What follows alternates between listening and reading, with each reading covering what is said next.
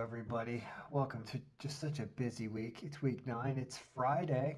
Happy Friday, everybody. It's early in the morning on Friday, and I'm gonna just do a week 9 NFL update for everybody because the algorithm is doing a lot of work for me and pointing out games to play. And I did some research, and I ran a macro file and came up with an amazing percentage that was the best percentage possible out of all the 29,000 different combinations that I ran. This one here, based on 45% margin of victory, a very low win percentage of 10, defensive rating, this kind of split.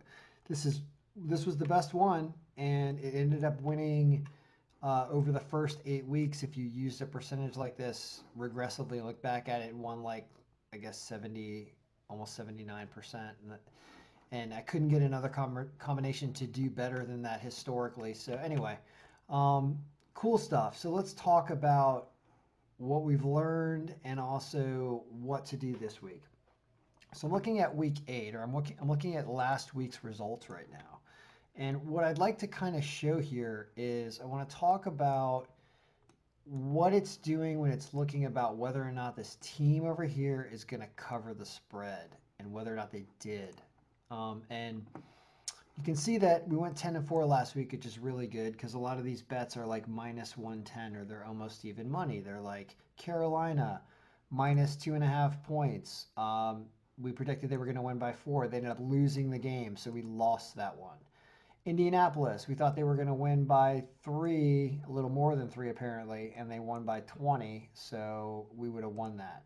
San Francisco and Seattle, we thought San Francisco was going to win the game actually, but you got 3 points with them anyway. They lost the game by more than 3 points, so that's a loss. Well, what you can see here is the wins here.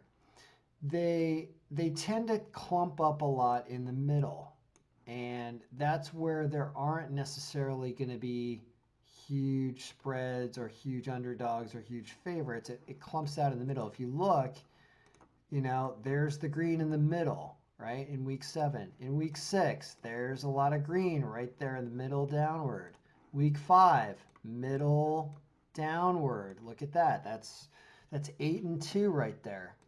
Here, a terrible week, but the ones we did get close together were at least in the middle. Week 3, terrible week, right? But this is early in the season. Week 2, I mean, you can't really count the stuff early on. It's really 5, 9-5 week, another 9-5 week, 6-8 week. But here, at least in these 10 games, at least you were 6-4, still in the middle there. So look at that. Week 8, right in the middle here. 12 games, you're 10-2 right there. That's incredible if you stayed away from the edges. So let's talk about week 9 then. Week 9, and you can't trust this yet except for the Packer game because that's already over. I reran an injury report and it did have them winning more because the Niners are just whatever. I didn't watch this game or pay attention at all to it tonight, but I did see that the Packers won. So good for them, I guess. So we can actually not even look at that anymore because that's over. Let's talk about Sunday and Monday. This, of course, doesn't mean anything yet other than you're going to get some team with some points. So let's talk about what those are. Don't you see this either? So what this is saying is that you would take the Steelers. You can actually just ignore this right now because it doesn't mean anything. You would take the Steelers because you're expecting them to win by 18 over the Cowboys. I would say Cowboys score even less than that. And they're only favored by 13.5. Did they win this game by more than 2 touchdowns? Rarely would I say take a team that is favored by 2 touchdowns. However, Dallas is the most miserable excuse for a football team right now. They are injured to hell, and they're playing guys that just got out of elementary school. Like they got nobody. So I think that why wouldn't an undefeated team? I know funny business can happen with points, and so it's not a great thing. Didn't we just learn from looking at the past? Stay away from the edges. The answer is yeah, except Dallas is so bad that I don't think they can even accidentally score points. I don't know who they're starting a new guy at quarterback every other week now because they're just trying stuff out. It's like Cowboy Idol, like who can drop back and sing with the ball. Really anyway, so that's tough, but at the same time, I do like the Steelers there, but it's on the edges, so it's not one of our better ones. Bucks and Saints thinks the Bucks win by 9 behind Brady and a new Antonio Brown against Drew Brees and a Saints team. This is in Tampa Bay. 5.5 thinks they win by 9. So this is not on the edge, but it's close, and you got to cover 5.5 points. But I don't know. The file says do it, so there you go. Washington football team. Now this is a little bit bigger than 3. Apparently, yeah, it's actually 22.8. This looks actually more like this, if you care. So that's why it says that it covers the 3 points, because it's really like it's 26 to 22 or 27 to 23 or something, maybe 26. Yeah, that's close. So given that that's super close, but Daniel Jones gonna throw some interceptions to Washington. This game's in Washington. File says take the former Washington Redskins and take the Washington Football Club team, whatever. Barely though. So it's barely.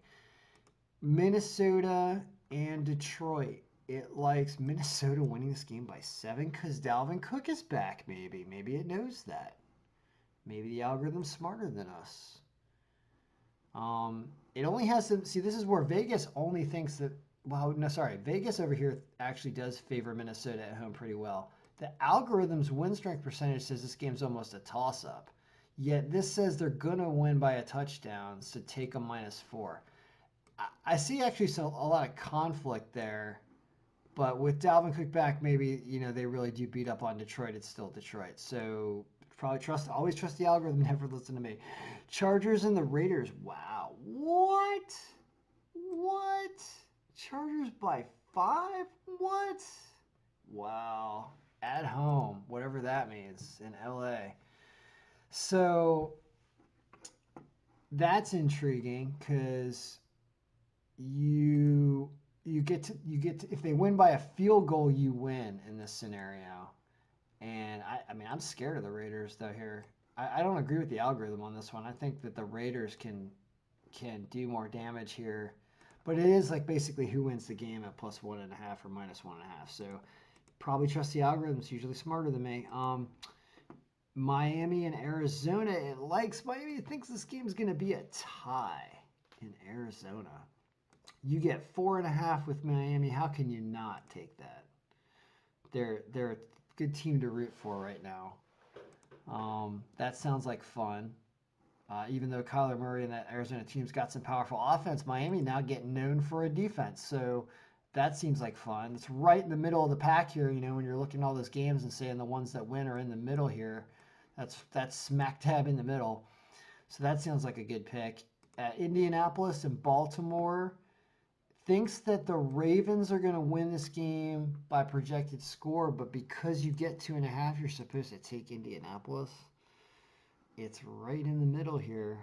Yikes. Don't you feel like the Ravens are going to, Lamar Jackson's just going to walk all over Indianapolis, right? Isn't that supposed to happen? It does say Indianapolis loses the game. It does say Indianapolis loses the game. That's a tough one, but I guess you really shop for lines in this game. Like if you can get 3, or if you can get 1.5 the other way or something, or 2, maybe you take Baltimore. I don't know. That's a tough call. Denver and Atlanta. Thinks Atlanta barely wins this game in a high-scoring game. Says take Denver because you get 4 points. This game's in Atlanta, though. Yeah, don't you think? They're still not good. And Denver had a nice comeback last week. I'll take it. The algorithm says this is right in the sweet spot of the algorithm. It says take Denver +4. Jacksonville +7 over Houston. Houston is not good. That's why. Even though it has Houston winning this game by 5, you're supposed to take Jacksonville because you get 7. That's what it says. Chicago and Tennessee. I like that the algorithm just takes a position. I don't have to argue with it. I'm like, wow, that's a tough game, but it made a call, so good for it. Chicago and Tennessee tie game. Wow. So because you can get Chicago plus 5.5, you definitely take it. Now I remember getting burned with Chicago on Monday night against the Rams a couple weeks ago, getting 6.5 with them. Here they're playing another good team in Tennessee, and they're only getting 5.5. Again, we predict a thing, but could end with a touchdown. You know, it could end with a Derrick Henry touchdown. That's more than 5.5. That's 6, right? So this is a tough game. It's a very tough game. I don't like that all that much, given watching Chicago lose to the Rams, and this game's in Tennessee too. So I don't like this. I don't like Chicago here. But never listen to me. Always listen to the algorithm. Buffalo and Seattle.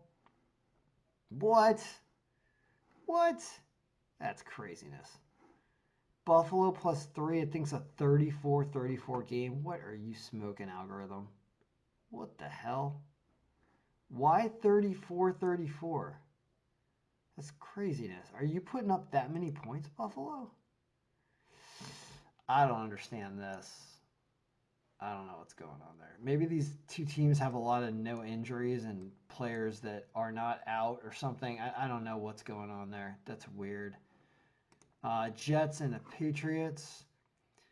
This is funny. I saw this and I liked this. I do like the Jets plus 7.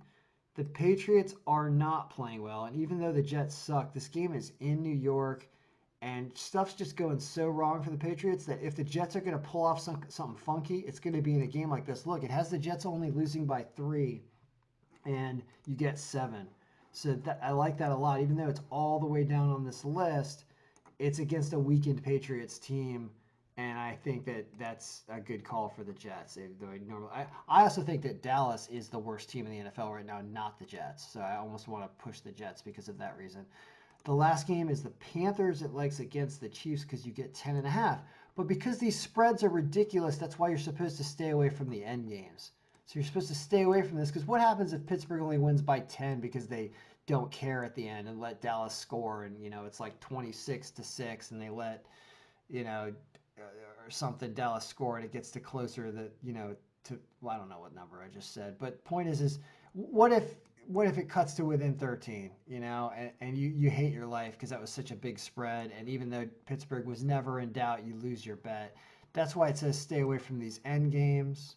So I don't have a problem staying away from Carolina plus 10.5 against the Super Bowl champion Chiefs here. So you look in the middle of what we saw here, and supposedly, if you take these 11 games, and which one's the Monday night game? Oh, the Jets Patriots is the Monday night game. So let's just talk Sunday. If you on Sunday take all of these teams with the points, except there's something I didn't like in here. I didn't like the Bears. I don't like the Bills. I don't like that at all. I don't want to bet against Seattle right now, even in Buffalo. I don't like that at all. So I like this. I think I like everything in here. I'm a little scared of the Colts. I said shop around for that, right? But never listen to me. I always listen. You're probably supposed to take the Colts according to the algorithm. That's in Indianapolis. Baltimore's off a weird loss, I think. So you're supposed to take these 8. So if you do Bucks minus 5.5, Skins former Washington Redskins -6, -3, Vikings -4, ugh. Chargers -1.5. Wow. Dolphins. I don't know about this Chargers game. I'm scared of the Raiders. I would leave that one off. I would take. I don't know about Denver and Atlanta is okay. Jacksonville against Houston. Now, Jacksonville sucks. Maybe it's just these 6. I don't like betting on Jacksonville. They're awful. Even though, see how they're supposed to lose by like 5 or 6 and they're only, I don't like that. Houston sucks too, but Jacksonville also is not good. They might win, but I don't like. Miami's a better team than Jacksonville. Indianapolis is a better team than Jacksonville. Denver came off a nice win last week. Minnesota with Dalvin Cook, the former Redskins in a division game against the Giants that are finding ways to lose games, and then the Bucks over the Saints because Antonio Brown, coming back. That's 6. Those are the 6 it likes. They're 14 minutes into this video. That's the last update I'm doing for football. If somebody wants me to do any more updates for this week, you can go to kenbraver.com and ask me, but try subscribing to the season subscription or something because I got other stuff to do other than this right now. But this is a pretty cool. I mean, I can't not go over this when the algorithm's crushing life like this. Like you have to let it do its thing. So anyway, good luck everybody.